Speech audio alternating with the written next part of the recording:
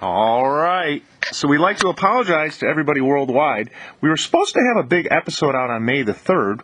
Got a little postponed with some industry happenings, but we've got some horsewomen again. 3 different interviews, but our third one's going to be the one that rocks it. We've got the wilder women. And in between, we've got a very unique horsewoman. But first, we've got a newcomer to the game, and her story's a little bit different. Nikki, you there? Yes, I'm here. All right. So you just finished a night over at Yonkers. You had a little holiday. What was it like, I guess, coming back, getting back into your schedule and the regime and, I guess just ending your night? Well, it was good. I will admit I missed the nice weather. But it was really nice to have a little moment with Uptown Funk finishing second. Nice. So, the question is, where did you hear about the Horseman's Voice? I honestly did not hear of it until you reached out to me through Mariana Monaco, who actually mentioned me to you. I've watched a few of your YouTube videos and liked it and decided to do it. All right. So the question is, how did you start in the business? I mean, it's a really cool and unique story. Well, I am first generation. I was pretty much just wandering around the Meadowlands paddock one night. I was a big fan of, drivers and stuff and watching races since I'm a little kid. And basically, I fell in love with it. Within, 2 weeks of meeting a trainer, I bought my first horse, Steady Pulse. And from there, I mean, he was obviously your first driving win, yes, was it? Yes. So you've been all over the place with this horse, and you're a pretty powerful figure. And we've got a shot here of you standing next to a horse, when you're training. And for people that can look at a horse in a picture, you can tell how tall a horse is. Are you about, 4'11", 5 feet? Exactly, 4'11". Women in this industry, I'm going to say it, they're pretty powerful. And, judging from everything we're about to discuss in your pictures, you've only been in the business now, 6, 7 years? And look what you've done already. Thank you, yes. So let's talk about your first training win. Is it Calladay Road? That was my first training win at Monticello, yes. And you want to tell us about the horse? And what happened? He was a 3-year-old trotter. He was super nice to be around. He didn't really have much speed, so I think I got lucky in there.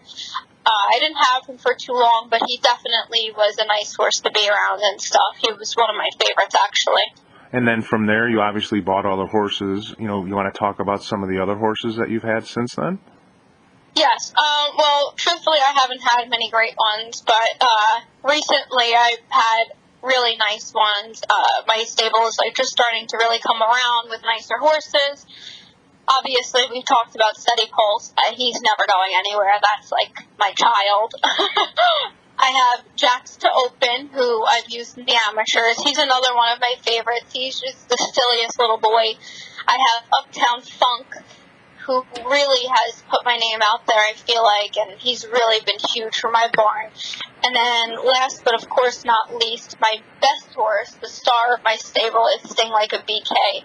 So let's just talk about some of these horses, not to interrupt, but acquiring these horses, are you owning these themselves? Are you having a public stable? Let's talk about Uptown Funk. Uptown Funk you up. Let's talk about Uptown Funk. I own Uptown Funk myself. How'd you acquire him is the question. I bought him off of somebody I was actually in the barn with. I really liked him. He was not racing too well, so I bought him for a price that really I was very happy with. I missed some time with him because he was having a little bit of issues. I corrected his issues the best I can, and I sent him out on the racetrack for the first time at Pocono. And he was huge. He was up by 3. He just had gotten beat at the wire.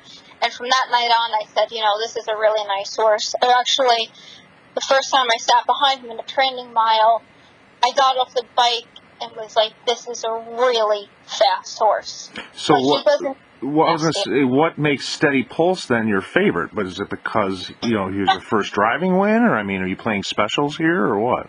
Well, he's definitely not the fastest, and he's definitely not the money earner, But I think because he was my first horse, that he'll always carry a very special place in my heart. He loves me. I love him. We have done it all together. He was like my first ride, my first drive, everything. First horse I was down as trainer on, my first horse I've owned. What about Jacks to Open, shifting from steady pulse? I mean, what makes Jacks to Open special, and how did you acquire Jacks to Open? I bought Jacks to Open. A funny story, actually. I was talking to a friend of mine who has a couple trotters, and he sent me a list, and I was like, yeah, I'm really not happy with any of these. None are jumping out to me. And then he said, well, I have one. He goes, but I really don't want to sell him because I like him. His name is Jacks to Open. And I knew the horse from when he was down here racing in the amateurs, and without even asking a price, anything, I said sold. The next day I went and picked him up. He's been also really nice for me. He's tailed off a little here. I'm just correcting a couple of issues he's having, but other than that, he's been really great for me too. He's the kindest horse to be around. And driving in the amateurs, when you're driving for yourself, you kind of need a horse with power. And he was that for me. Like, I drove a lot of bad horses trying to get my qualifying license and my P license, and he was kind of the one that made the judges take eye to me and know that I was comfortable and safe out there. So your first training win at the Meds, was that with Better BB? Yes, it was. And you said that he set a lifetime mark. I mean, what was that like? I mean, you've been in the business not so long, and you're at the show and you won. I mean, what was the feeling winning your first race at the Meds?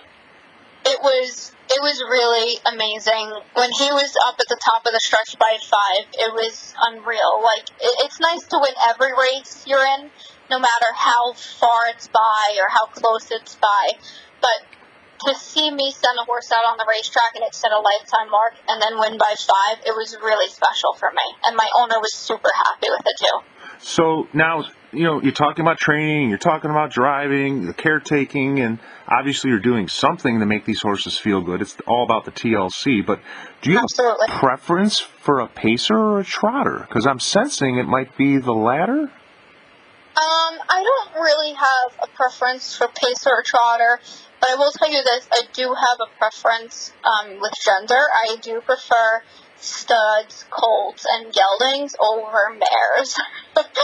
That's interesting. We had talked candidly before, and I had said I prefer like the end of the 3-year-old year going into the 4-year-old season when they've matured. Is there a certain age? Is there no real difference? I mean, can you handle a yearling when they're all over the place? I'm all over the place. But I mean, are you looking at breeding?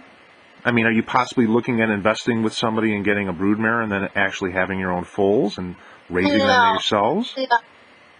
No, I do plan on maybe getting a few yearlings or something like that.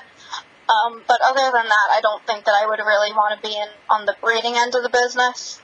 Yeah, it's pricey and it's a crapshoot. So let's talk about Sting Like a Bee.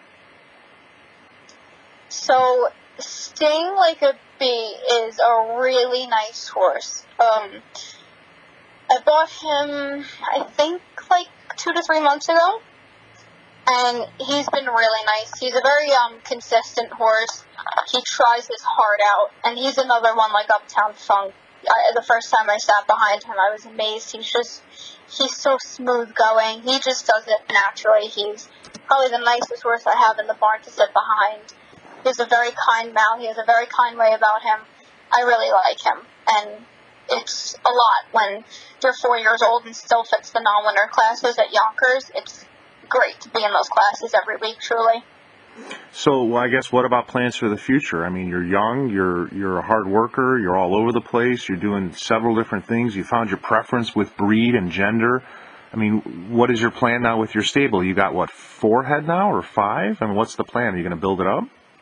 Right now I have 4. Yeah, I do plan on building it up. I'm always looking for more. I'm always looking for claimers and stuff, so I'm just going to take it wherever it leads me. And then I guess what's the optimal number in your barn? Would it be 10, 12 head? Yeah, I would say about that. I wouldn't want to get too big too soon because I still feel like I'm learning. Every day you learn something new in this business, and I'd like to just take it day by day and not get, too ahead of myself. And not to get personal or anything, but can I ask, do you have any kids? Well, I do. I have Peanut and Petunia. Wait, Peanut and Petunia? Wait, how'd you name your kids Peanut and Petunia? Oh, they're dogs. I'm sorry. So what's the story with the dogs? Do they come to the barn? They come everywhere with me. Wow. They're so cute. I mean, do you have goats at your barn? Do you have other animals running around that they play with, or they just run the show? Well, there are other animals running around the farm, but these two run the show. One is sassier than the other. And you said the farm, so you're not stabled on track. So can I ask where you're stabled at and, I guess, who you're around? I'm sorry? I'm at Hot Lead in Allentown, New Jersey. Hot Lead is what it's called? Yeah, it used to be White Birch. Gotcha. So they renamed it to, okay, I didn't know that. Excellent. Yeah. So I guess, we ask, is there anybody in the industry you want to give a special shout out to that's helped you in the industry, from the beginning when you first stepped on track, kind of brought you into the backside and showed you things, or anybody currently that you're, helping out with or working with?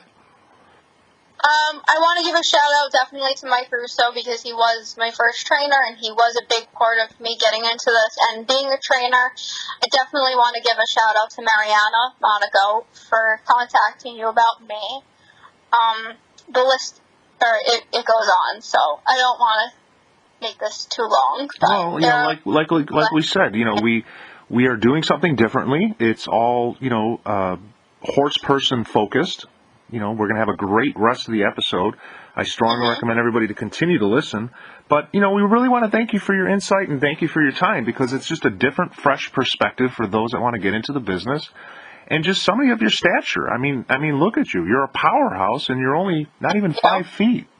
So, again, we really want to thank you for your time, and I really appreciate the candidness and the openness, and wish you the best of luck with your 4 horses and building your stable. Thank you. I appreciate it. Thank you.